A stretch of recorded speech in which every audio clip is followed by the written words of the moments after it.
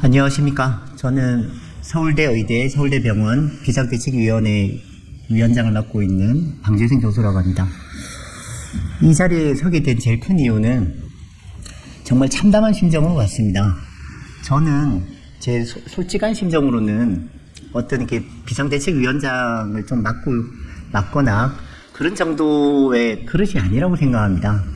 저는 거의 한 30년 동안 뇌혈관 외과 의사로서 환자만 바라보고 온 의사입니다.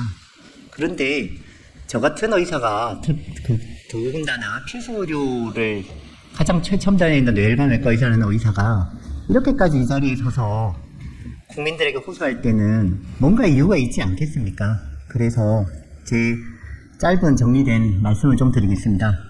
어제 저희 서울대학교 병원 서울대의대에서 교수협회 총회에서는 87%의 퍼센티지로 단체 행동을 할 시점이 됐다. 그렇게 교수님들의 의견이 일치되었고, 단체 행동 시점을 다음 주 월요일 3월 18일까지 정부가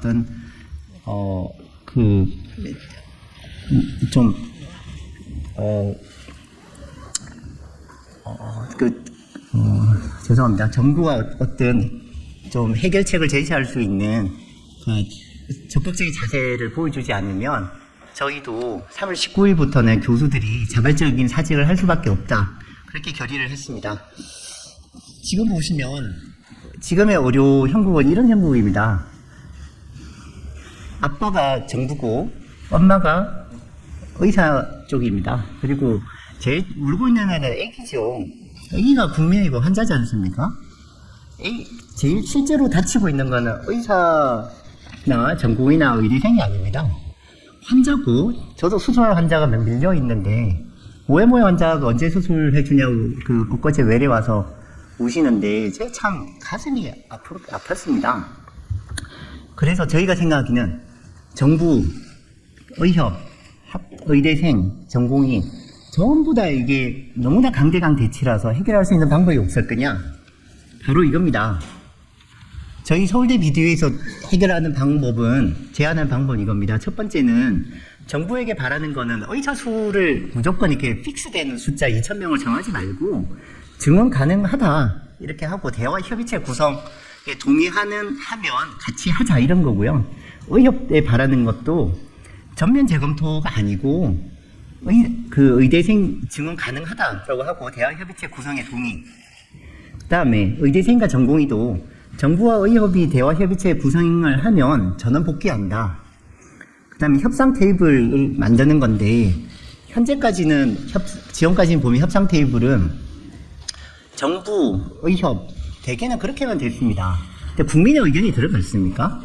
안 들어갔습니다. 그래서 저희가 제안하는 거는 정부, 의협, 그 다음에 여당, 야당, 그리고 국민들이 들어가야 된다고 합니다. 시민연대든 어떤 연대든 국민의 단체가 들어가서 객관적으로 좀 이렇게 보라는 거죠. 정부 쪽이 잘못하고 있는지, 또 의사 쪽이 잘못했는지 보고, 전공의 단체하고 교수도 들어가야 된다고 생각합니다. 그러면 협의체를 구성을 했을 때 이게 말은 좋은데 너무나 오래 걸립니다.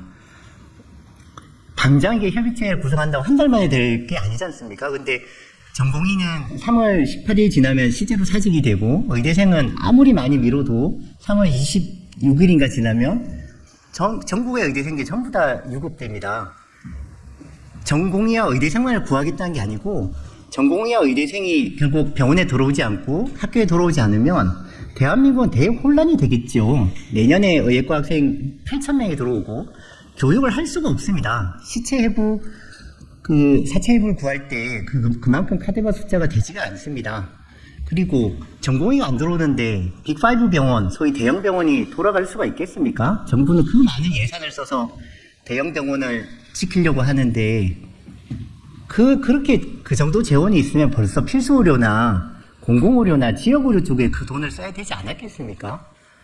너무 쓸데없는 논쟁이라고 생각합니다. 그래서 저희가 찾아본 바로는 이 의사수 증원에 있어서 정부 말은 의사 쪽에서 못 믿고 의사 쪽은 정부 말도 못 믿으니까 공신력 있는 그 해외 기관에다가 좀 의뢰를 해보자. 그런 게 없을까? 있었습니다. 2012년에 바로 이겁니다. OECD 평가인데 매년 나오는 OECD의 약간 이렇게 좀 피상적인 데이터를 이렇게 제출한 그거 말고 정부가 보건복지부가 그때 2012년에 박민수 과장님이셨습니다. 여기 박민수 과장님이라고 되어 있습니다. 박민수 과장님이 직접 OECD에 1억 6천만 원 정도의 금액을 이제 정부에서 그 출자하셔서 거의 1년간 우리나라를 정확하게 보건의료 데이터를 낸 게 있습니다. 여기 보시면 OECD 보건의료 질평가가 상당히 자세하게 이렇게 나와 있고요. 의사 수에 대한 거는 아주 자세하게 여기 빨간색으로 나와 있습니다. 한국은 의료 인력의 급속한 증가로 인해 오랜 기간 동안 다른 OECD 국가에서 달성한 의료 인력의 수준을 따라잡은 것으로 보인다. 의사 수가 부족하지 않다. 이렇게 나오십니다. 2012년입니다. 물론 그래서 12년이 지났죠. 제대로 그러면 평가 좀 해보자는 겁니다. 제대로. 그 국내에서 통계를 가지고 그렇게 많이 싸울 것 같으면 이게 피해를 보는 사람들은 국민들입니다. 그래서 저희 서울대 비대에서 주장하는 거는 정부하고 의협의 무습이나 실제로 외부 기관에서 특히 해외 기관에서 1년 정도의 기간이 걸릴 때 제대로 이게 평가를 받아볼 의향의 의협도 있고 정부도 있다면 마지막으로 이거를 제안합니다. 1년이 걸린다, 2012년에 1년이 걸렸습니다. 그러면 1년 후에 의사 수에 대해 그냥 정합시다. 1년 동안에 OECD 국가 필요하면 WHO 의뢰해도 되고요. 그리고 국내 연구자들한테도 얘기해야 되겠죠. 그래서 몇 개의 연구를 1년 뒤에 그 취합을 해서 어느 정도 이렇게 일치된 결과가 나올 거라고 생각합니다. 그러면 그때 만약에 뭐 1000명을 늘려야 된다고 보고서들이 그렇게 공통적으로 얘기하면 정부도 1000명으로 얘기하고 의협도 그냥 1000명으로 얘기하고 따라라. 딴소리 하지 마라. 이런 겁니다. 그리고 대화협의체를 구성을 하는데 아까도 말씀드렸지만 정부, 의협 그렇게만 하면 안 됩니다. 그 국민들은 저희가 예전에 의료 파업이라는 단어를 썼을 때 의사단체가 많이 얻었다고는 생각을 하실 겁니다. 그런데 협의체가 구성돼서 실제로 그 실무진이 꾸려졌을 때 기획재정부에서 예산 부족이라 가지고 없어진 거가 상당히 많이 있습니다. 그런 거는 의협 쪽에서는 의사들 쪽에 굉장히 억울한 면입니다. 국민들은 의사가 다 안다고 생각하지 않습니까? 대화협의체를 구성할 때 정부, 의협, 국민이 들어갑니다. 시민단체도 좋고 그건 정하기 나름이겠죠. 국민이 들어가서 의사 쪽이 맞는지 정부가 맞는지 좀 객관적으로 봐라 이런 겁니다. 그리고 여당, 야당 전공의가 들어가야 됩니다. 전공의는 이번처럼 미래의 필수 의료 인력인데 이 사람들이 그렇게까지 욕을 먹으면서 나갈 때는 그리고 교수들이 그렇게 돌아오고 해도 오지 않을 때는 이유가 있습니다. 단지